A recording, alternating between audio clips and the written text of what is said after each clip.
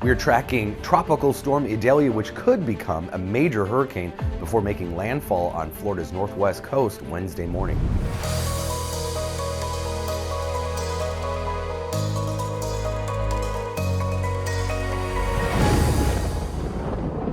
So we have hurricane warnings posted here in the northwestern part of Florida, tropical storm warnings pretty much up and down the west coast of Florida as well, and starting to see some watches east of that because it is going to cross the northern part of the Florida Peninsula and then move back out to sea, at least the center of it, so it could re-strengthen and continue to dump a lot of rain at least in much of the southeast. So kind of disorganized looking storm right now. It's a tropical storm still, but as it heads into these really hot waters of the Gulf, the open water tomorrow, it is expected to strengthen. It's moving straight north at about 9 miles an hour right now. So it's actually a little fast for a hurricane after being almost stagnant the last several days.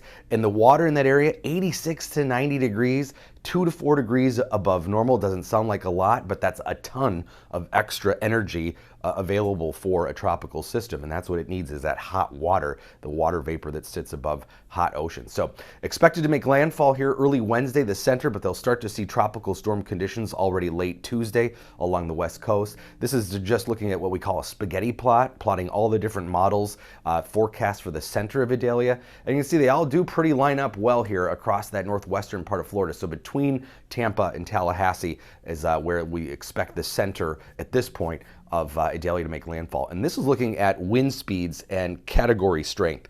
You can see most models put it in the category 1 to category 2 strength before making landfall, but some models do push it into major hurricane strength, which is a category 3 or higher. That's why we're seeing the hurricane warnings, and particularly concerned with this potential rapid intensification that Idalia could take on tomorrow into tomorrow night. So tropical storm force winds, as I mentioned, already making landfall by Tuesday late afternoon, evening on the west coast. This is looking at the European model, and note the intensity of the wind here really increasing as it moves over these very warm open ocean waters. So this is right before landfall at about 6, 7 a.m. Wednesday morning. Very strong center of wind speeds around that eye wall.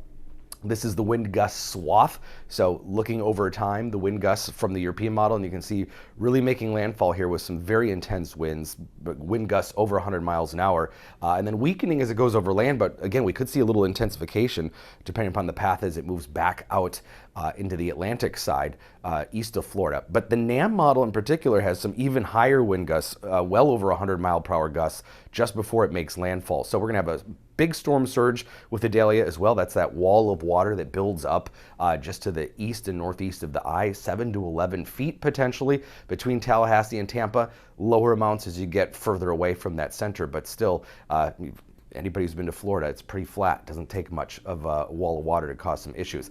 And of course, in addition, with any tropical system, a ton of rain. So we've got a moderate outlook for excessive flooding from northern Florida through Georgia, the Carolinas coast. Official forecast, 6+ inches of rain in some of these areas as it continues that path into even the outer banks of North Carolina. But again, the NAM model throwing out some numbers closer to maybe 8, 9, 10 inches, and that would not be surprising. We've been seeing that in recent years, especially with these hot ocean temperatures, that these storms can really dump even more rainfall than what is forecast because there's just more water vapor available over these hot ocean waters. So that's what's going on with Idalia.